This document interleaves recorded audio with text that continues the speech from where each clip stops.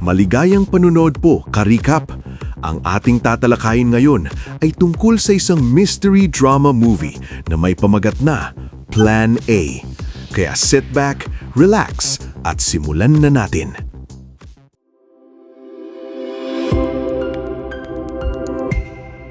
Noong 1945, inanunsyo ng Nazi Germany ang kanilang walang kondisyong pagsuko na nagmarka ng pagtatapos ng ikalawang digmaang pandaigdig. Bumalik si Max, isang Hudyo, sa dati niyang tahanan, umaasang makikita niya kung nakabalik na rin ang kanyang asawa at mga anak.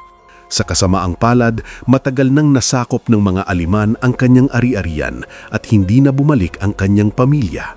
Naglalakad si Max ng mag-isa sa pamilyar na lugar, nag-iisa at naliligaw na tanging kadiliman ang nakikita sa hinaharap at hindi niya alam kung saan siya patutungo. Gumuhit siya ng mga larawan ng kanyang asawa at mga anak sa pader, sumusubukang bigyan ang sarili ng kaunting aliw. Lumapit sa kanya ang isang matandang lalaki at nakipag-usap, sinabi na patay na rin ang buong pamilya niya at siya na lamang ang natira. Ang lugar na ito dati ay isang Hudyong na sinagoga at dito ginanap ang kasal ni Max, ngunit ngayon ay wasak na lamang. Narinig ng matanda na may refugee camp sa Tarvisio na tumanggap ng maraming Hudyo at marahil ay naroon rin ang asawa at mga anak ni Max. Kaya magkasama nilang sinimulan ang paglalakbay. Matapos ng magdamag at maghapong paglalakbay, nagugutom na sila nang biglang naamoy ng matanda ang amoy ng lutong karne. Lumalabas na may maliit na unit militar na nagpapahinga sa tabi ng kalsada at matapang na lumapit ang matanda upang magnakaw ng pagkain. Matagal nang natatakot si Max sa mga sundalo kaya nagtago siya sa likod ng isang puno. Ngulit napansin siya ng isang sundalong nagpapatrol na si Michael at sinabi kay Max na huwag matakot dahil sila ay bahagi ng matapang na Jewish Brigade at walang sino man dito ang sasaktan ang mga Hudyo. Dinala sina Max at ang matanda sa isang truck at inihatid sila ng Jewish Brigade sa Tarvisio. Lahat ng sundalo ng Jewish Brigade ay galing sa Palestine at mainit na inimbita ni Michael si Max na sumali sa kanilang unit. Ngunit nais muna ni Max na hanapin ng kanyang pamilya kaya tinanggihan niya ang paanyaya ni Michael. Gabing iyon, dinala ni Michael si Max sa isang lugar kung saan ini-interrogate ang isang dating Nazi, ngunit tumanggi ang lalaki. Nag-alok si Max ng idea kay Michael, subukan nilang gamitin ang mga anak ng lalaki upang gisingin ang kanyang konsensya. At totoo, nang makita ng lalaki ang maliit na pag-asa, isinulat niya ang mga pangalan ng lahat ng dating Nazi. Ngunit, hindi siya pinakawalan ni Michael. Ipinakita ito ni Michael kay Max upang malaman nito na naghihiganti sila para sa kanilang pinatay na tao. Ngunit wala itong pakialam kay Max dahil ang taning nais niya ay hanapin ng kanyang asawa at mga anak. Nangako rin si Michael na makakasama si Max sa evacuation list kinabukasan. Habang kumakain si Max, lumapit ang isang babae na may hawak na larawan. Sinabi ng babae na ang asawa at mga anak ni Max ay inilibing ng buhay ng mga Nazi. Sa sandaling iyon, tanging lungkot at kawalan ng pag-asa ang nadama ni Max at gumawa siya ng isang desisyon. Habang nagsisimula ng sumakay sa mga truck ang mga evacuees, sa halip, hinanap ni Max si Michael at sinabi na nais niyang sumali sa kanila dahil nais niyang maghiganti. Nang makita ni Michael ang determinasyon sa mga mata ni Max, pumayag siya at binigyan ito ng unipormang militar. Sa ibabaw, sumusunod si Michael sa utos ng British Army, ngulit lihim, isinasagawa nila ang kanilang sariling misyon. Sila ay bahagi ng Hagana, ang Hudyo na organisasyong militar na naghahangad ng sariling bayan. Ngunit may dalawang patakaran silang sinusunod. Una, hindi sila kumikilos kung may mga bata o pamilya sa paligid. Pangalawa, ang impormasyon tungkol sa isang suspect ay dapat manggaling sa higit sa isang mapagkukunan na may hindi bababa sa 2 kumpirmasyon na tunay siyang dating Nazi. Ginagamit ang kanilang British military status bilang takip. Sinimulan nilang arestuhin ang mga dating Nazi sa listahan. Tahimik na umuusad ang plano ng paghihiganti at sa wakas, nakahanap ng kaunting ginhawa ang puso ni Max.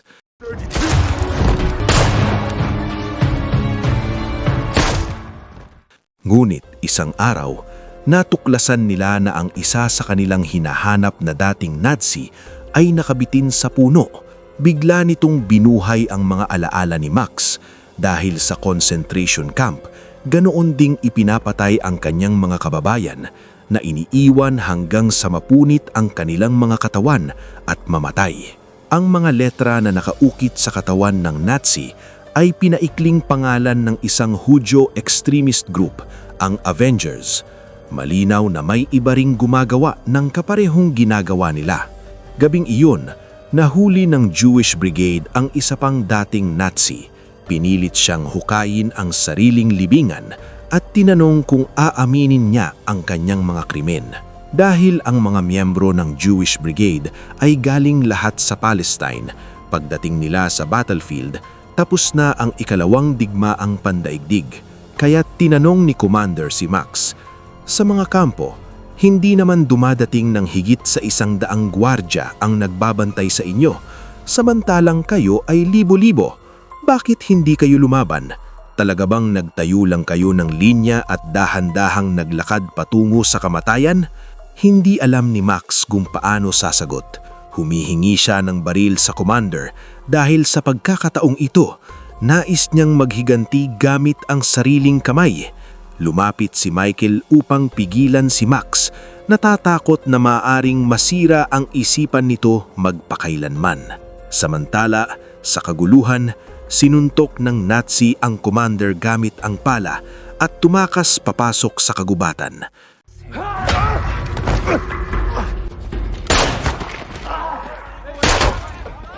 Madilim na madilim ang gubat at mabilis na nawala ang Nazi ng walang bakas. Hinati-hati ang Jewish Brigade upang habulin siya, ngunit bigla na lamang natumba si Max sa lupa ng tumatakbong lalaki. Dahil sa mga hirap na taon ng malnutrisyon, walang laban si Max at pinipigil siya at brutal na inilublob sa lupa.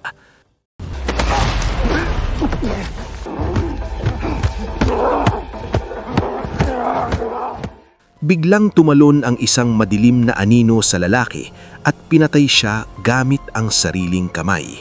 Doon lamang naisip ni Max na ang umaatake ay isang babae at sa likod niya, dahan-dahang lumilitaw ng mas maraming anino mula sa dilim. Sila ang Avengers at ang kanilang leader ay si Zvi. Ang buong pamilya niya ay pinaslang noong ikalawang digmaang pandaigdig at matapos makatakas man mag-isa, siya ang naging leader ng underground resistance group. Sa unang kalahati ng 1945, itinatag ni Zvi ang isang lihim na organisasyon na tinawag na Avengers. Ngunit iba ang landas nila kumpara sa Jewish Brigade. Ang isa ay naghahanap ng paghihiganti, samantalang ang isa ay naghahangad ng sariling bansa. Kaya't naghiwalay ang dalawang panig at nagpatuloy sa magkaibang direksyon. Ngunit binalaan ni Zvi si Michael na huwag makialam sa kanila. Sa paningin ni Michael, balang araw magiging malaking problema ang Avengers dahil naniniwala sila na bawat aliman ay may kasalanan at nais nilang patayin hindi lang ang mga war criminals kundi pati ang lahat ng aliman. Samantala, si Michael at ang kanyang mga tauhan ay nais itayo muli ang isang bansa at bigyan ng mga Hudyo ng sariling bayan. Bukod dito, naipakita na ang mga pagpatay ng parehong panig sa mga dating Nazi. Hindi lamang misteryosong nawala ang mga dating Nazi sa rehiyon, kundi inilipat din ng British Army ang Jewish Brigade sa Belgium. Kaya't umaasa si Max na makakapasok si Max sa Avengers dahil tiyak na may malaking plano sila sa Nuremberg. Kung matutuklasan ni Max ang tunay na layunin ng Avengers, maaari nilang pigilan ito. Dito lamang bibigyan ng mundo ng lupa, isang bansa na tunay na para sa kanila, ang mga Hudyo. Dumating si Max sa Nuremberg ng mag-isa at isinulat ang pangalang Avengers sa mga pader.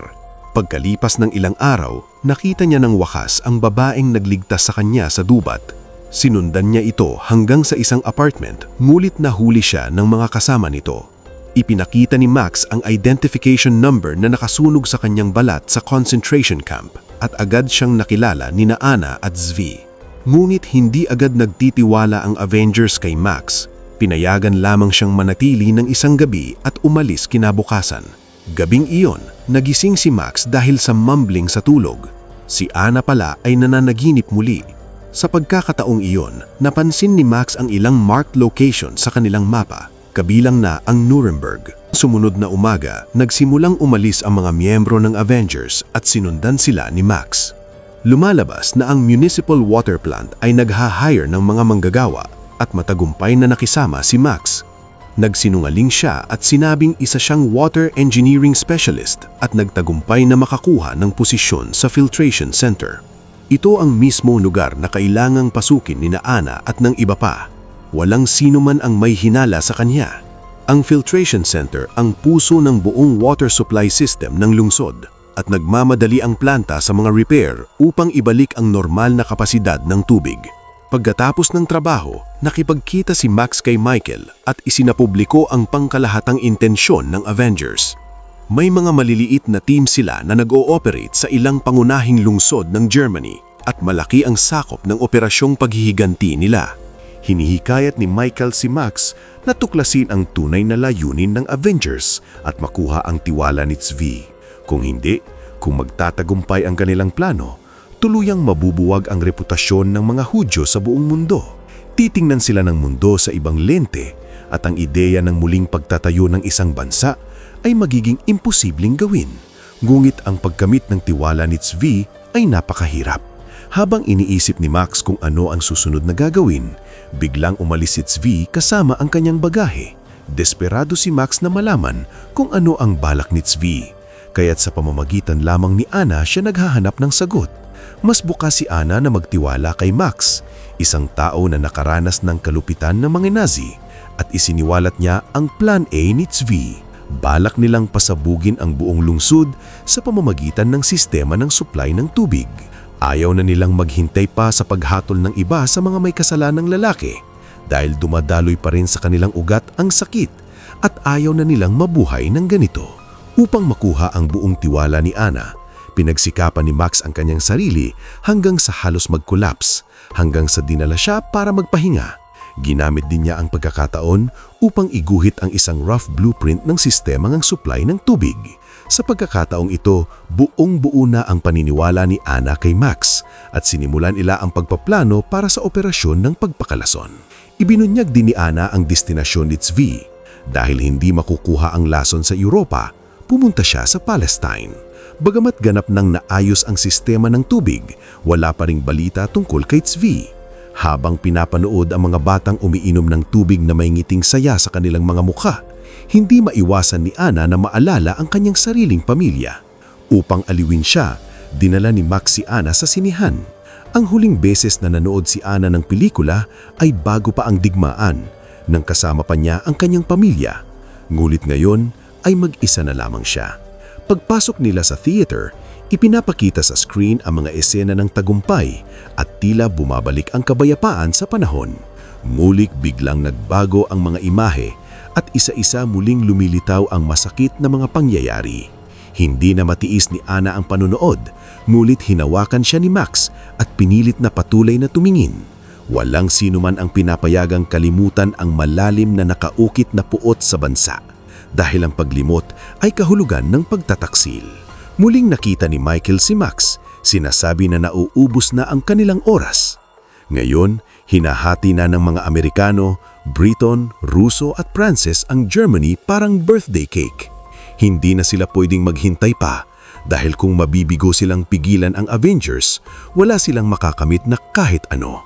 Sinasabi ni Max na hindi pa rin niya nakukuha ang buong tiwala at marahil kahit siya mismo ay hindi pa sigurado kung nasimulan na niyang isipin ang parehong bagay tulad ng Avengers. Naghiwalay ang dalawa sa hindi maganda ang samahan. Kinabukasan, nakatanggap ang Avengers ng bagong liham mula kay Zvi, ngunit biglang may kumatok sa pinto at dumating na ang hagana. Umaakyat sila palabas ng gusali gamit ang hagdan. Ngunit naharang sila ni Michael at ng kanyang mga tauhan dahil hindi na siya pwedeng maghintay pa. Upang maprotektahan ang kaligtasan ng lahat, ibinigay ni Max kay Michael ang liham na ipinadala ni Zvi bilang patunay na nasa Palestine pa si Zvi at hindi pa siya nagtagumpay. Ipinaliwanag ni Michael sa kanila kung ano talaga ang kahulugan ng paghihingati, ang mabuhay ng mas maayos upang ang susunod na henerasyon ay mabuhay ng walang takot. Binigyan niya sila ng 2 opsyon. Isa, ipasa sila sa hagana at 2, umalis agad. Dahil sa nakitang di umano'y traidor na pag-uugali ni Max, napuno ng galit ang lahat ng miyembro. Ngulit kumuha si Max ng isa pang liham. Ipinaliwanag na ang ibinigay niya kay Michael ay mula sa dating liham ni Zvi. Ang liham na ipinadala ngayong araw ay nagsasabi na nakuha na ni Zvi ang lason at papunta na siya pabalik at malapit nang isagawa ang plano ng paghihingati. Mabilis na naitalaga ang mga gawain. Ang ilan ay nagbigay ng abiso sa mga team sa ibang lungsod. Ang iba ay pupunta upang salubungin si Zvi habang si Max ay iniutos na manatili.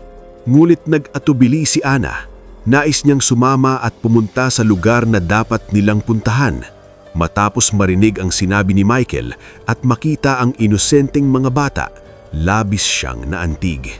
Ayaw niyang pumatay ng inosenteng bata at ayaw na niyang masaksihan ang kamatayan. Hiniling niya kay Max na sumama sa kanya, ngulit tumanggi si Max dahil may sarili na siyang plano. Naghintay si Max hanggang sa bumalik si Zvi at pagkatapos ay magkasama silang nagdala ng kanilang mga backpacks patungo sa planta ng tubig. Ngulit lihim silang sinundan ng mga tauhan ni Michael. Humiling si Max ng backpack na may lamang lason. Sinabihan si Zvi na iligaw ang iba habang siya mismo ang tatapos sa misyon. Sa wakas, nakarating siya sa filtration center at naabutan siya ni Michael. Dahil sa magkaibang paniniwala, nagkaroon sila ng marahas na labanan at sa pagkakataong ito, si Max ang nagwagi. Binuksan niya lahat ng bote ng lason at ibinuhos ito sa tubig.